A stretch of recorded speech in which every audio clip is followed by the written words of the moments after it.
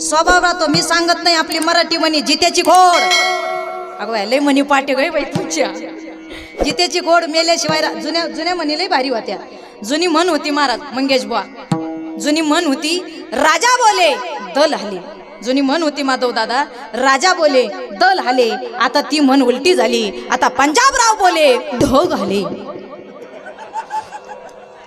आता पंजाबराव बोलले का बदाबदाच पाऊस येतो बाबा. पूर्वी एक म्हण होती महाराज, पूर्वी एक म्हण होती जोड्या स्वर्गात बनतात. बरोबर ना? पूर्वी एक म्हण होती जोड्या स्वर्गात बनतात. आता ती म्हण उलटी झाली, आता जोड्या वर्गात बनतात. म्हणे उलट्या झाल्या बाबा. आता पूर्वी एक म्हण होती, पूर्वी एक म्हण होती, पूर्वी एक म्हण होती मुलगी शिकली प्रगती झाली. आता ती म्हण उलटी झाली, मुलगा शिकला प्रगतीलाच घरी घेऊन आला. म्हणे उलट्या झाल्या महाराज. सगळं जुनं महाराज गेलं महाराज. जुन्या काळात एक म्हण होती आपली मराठी म्हणी, एक जित्याची खोड मेल्याशिवाय राहत नाही.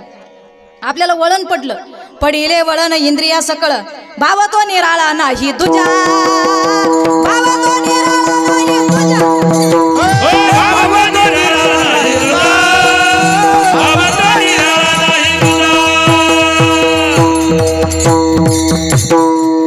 पडिले वळण इंद्रिया सकळ, भाव तो निराळा नाही तुझ्या, भाव तो निराळा नाही तुझ्या, नाही तुझ्या, नाही तुझ्या.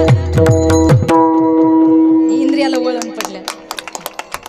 अरे वा वा लिखाली खातरी म्हणत जा बाबा. लक्षात ठेवा, पण इंद्रियाला वळण पडलं जात नाही.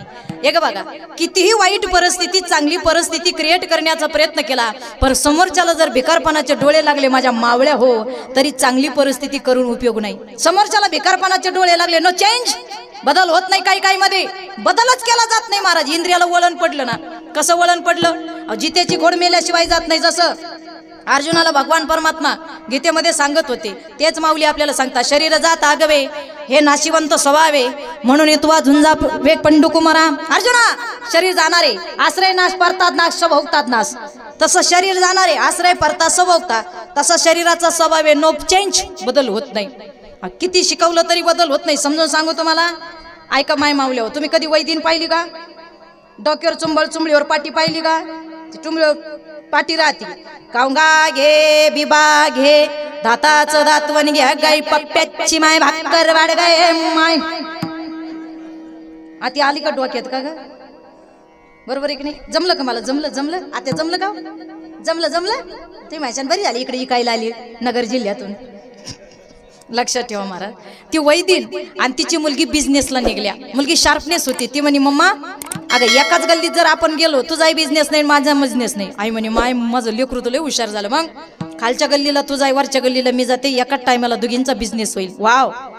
आई म्हणे माय माझं सोनं लयच मोठं झालं, माय लय डोक्यान खेळायला लागलं. मग म्हणे माय लयच भारी हुशार. आई गेली मोठ्या वरच्या गल्लीला आणि पुरगी गेली खालच्या गल्लीला. पुरीनं आपल्या डोक्यावर पाटी, चुंबळ त्याच्यावर पाटी, त्याच्यात काऊंगा बिबा घेईल, आणि पुरगी लागली कामगा घ्या बिबा घे विकायला. आता वैदिन तेच विकीन, ती वैदिन ताई, वैदिन दिदी, वैदिन मावशी ती विकायला लागली. पण योगायोग असा झाला, त्या दिवशी प्रजेला पाहिला राजा रथात बसून आला, त्या रथातून पुरगी पाहिली व ती वैदिन मावशीची मुलगी. पण पुरगी लई नक्षत्रासारखी होती बायाव. अगं चवळीच्या शेंगासारखं लेकरू होतं ग, नाकाला शेंडा, कुरळे कुरळे केस, गोरे गोरे गाल. बाई माणसानं पाहिला तर माणूस उभाच राहीन एवढी भारी पुरगी, एकदम ब्युटिफुल, स्मार्टनेस मुलगी, सुंदर, अप्रतिम लावण्य त्या मुलीचं. अरे साधे माणसं दुकानात गेले वाशिमला कपड्याच्या, प्लॅस्टिकची बाई पाहिली तरी असे गपक्यात उभे राहते. प्लॅस्टिकची बाई पाहिली तरी उभे राहते बाबा. आणि मग ती हल्ली नाही डुल्ली का मग त्याचं ठिकाणीवर राहते. येतं प्लॅस्टिकची, मग निघत होती पुढं महाराज. इथं प्लॅस्टिकची जाम करी, तिथं हे ओरिजिनल होती. विठाला विठाला विठाला.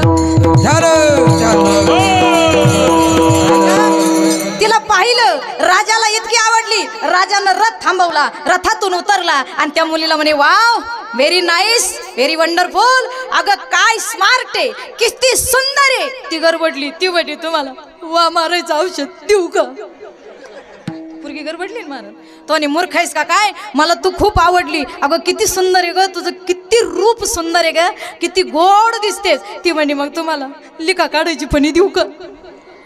राजा बधीर झाला. राजा म्हणे महामूर्खाची जत्रा. अरे काय कळतं का तुला, अरे या प्रजेचा मी राजा आहे, अनमॅरिड आहे, माझं लग्न नाही झालं, मला तू लई आवडली ग, लई सुंदर आणि खूप गोड आहे तू दिसायला. ऐक ना माझ्याशी लग्न करतीस का बोल. तिला डांबरी सडकावरच प्रपोज केलं बा गल्लीत.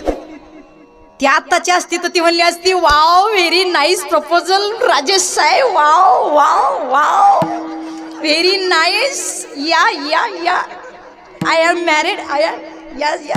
ती म्हणली चला चला राजेश साहेब लग्न करून घेऊ आणि पप्पाला व्हॉट्सअपवर मेसेज देऊ. ती आत्ताची नव्हती, ती त्या काळातली होती.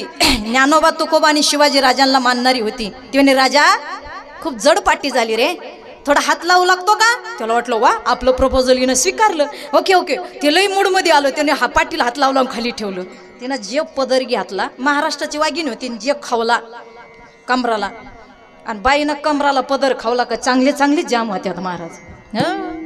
वावरात भांडणं असू द्या, गल्लीत भांडणं असू द्या, नवरा म्हणतो पाहिजे मला बोलली, तुम्ही वाबर मागे चला, वा मागे चला, काय म्हणणं ये पुढे ये.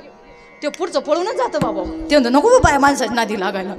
ते राजाला लय आनंद झाला, यायला आपलं प्रपोजल स्वीकारलं म्हणे येणार. ते लय आनंद झाला, पण तिनं जे पदर खावला आणि बोलायला लागली महाराज. राजा अरे प्रजेनं निवडून दिलं, राजगादीवर बसल्यावर कसाही बोलतात का, कसाही वागतात का.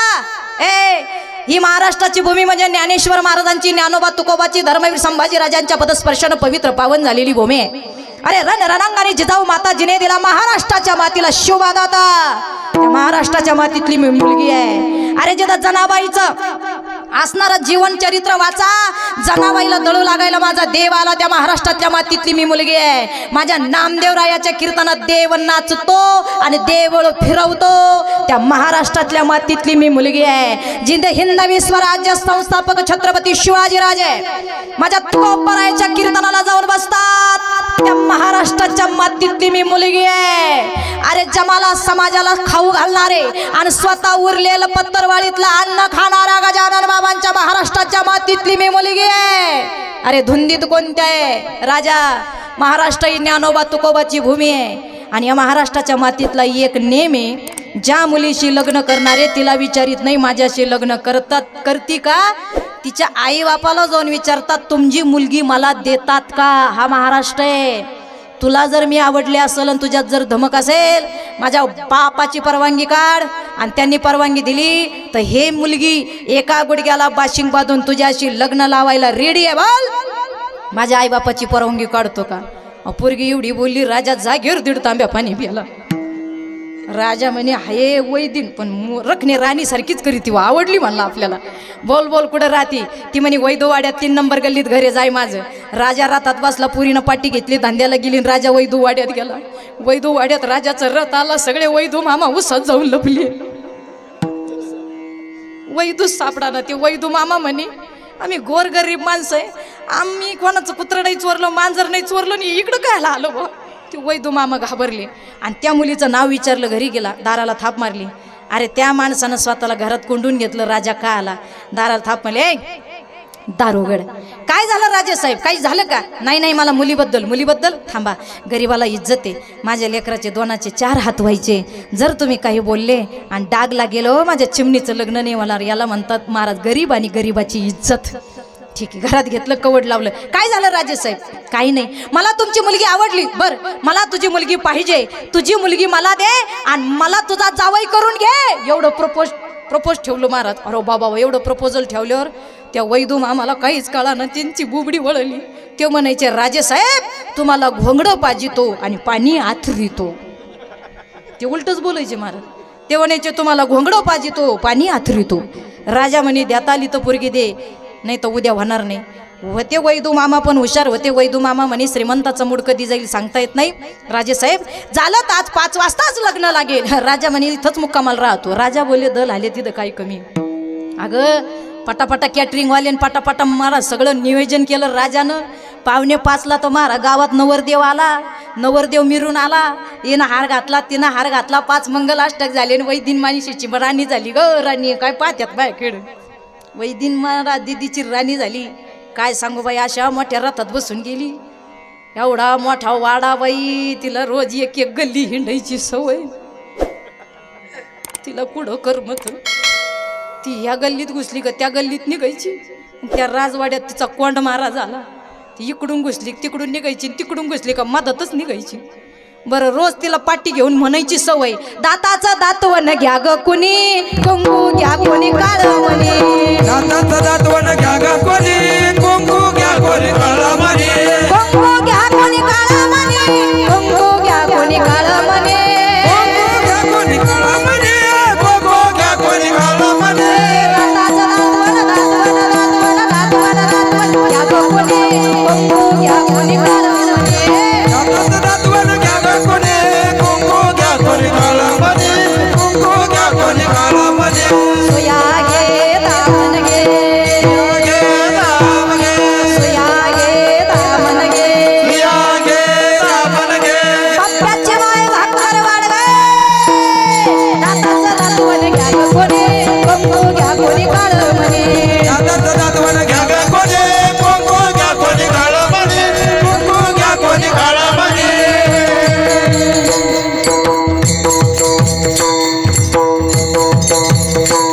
एवढा आनंद मला. आता तिला रोज असं म्हणायची सवय, तिला कुठं करमत, करमनाच, आणि तिला रोज इटेल भाजी शिळे कुटके खायची सवय.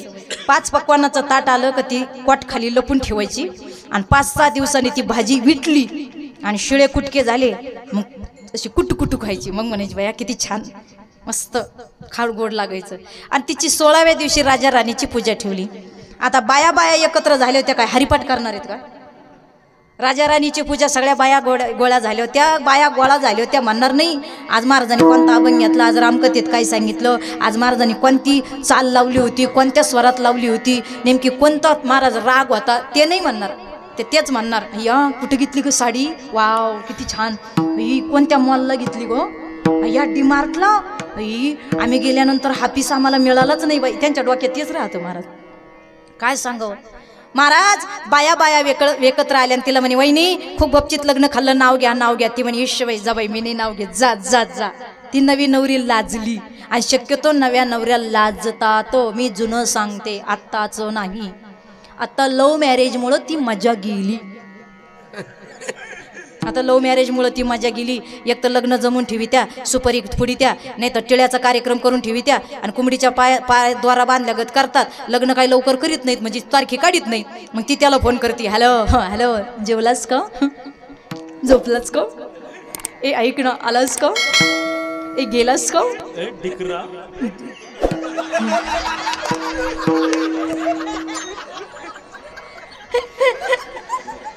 ए मारो ढिकरा,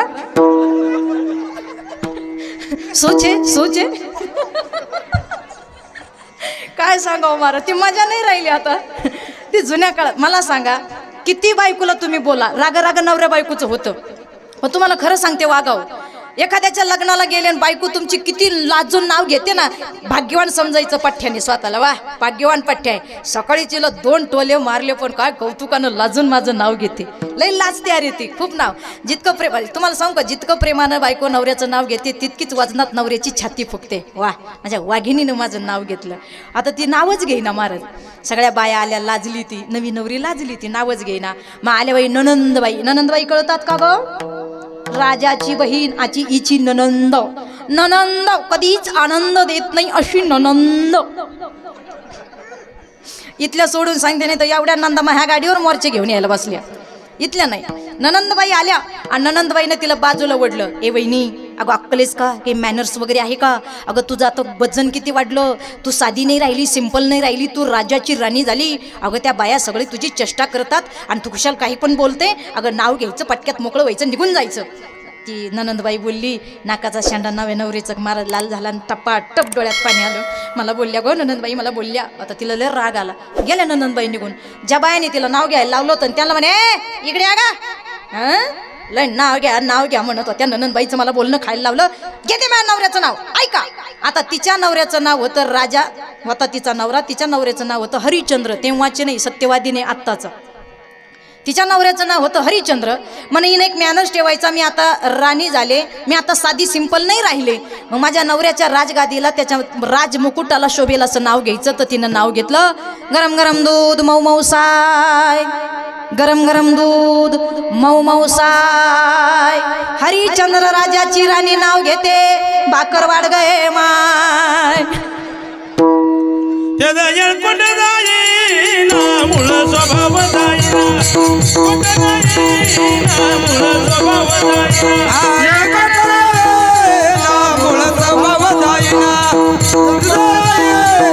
मूळ स्वभाव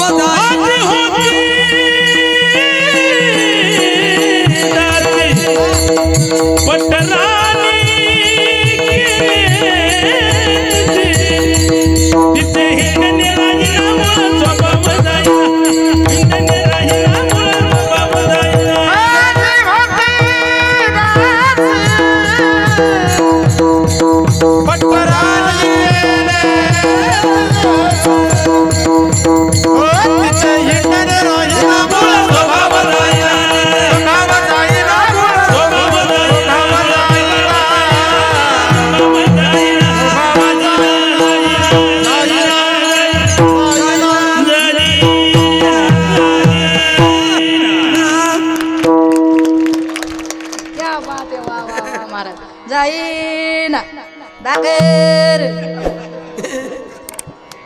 कळण त्याला महाराज.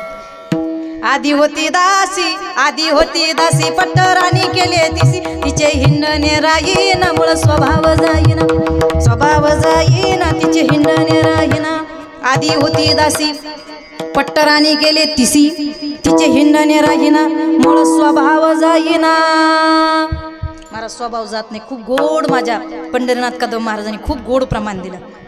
ऐका दादा महाराज, जर साधा आपला स्वभाव जात नाही मग संताचा स्वभाव आहे मागायचं नाही. पण आजच्या अभंगात तुकोपर आहे मागणी मागतात, ती बुद्धीची मागतात. अभंगाच्या पहिल्या चरणात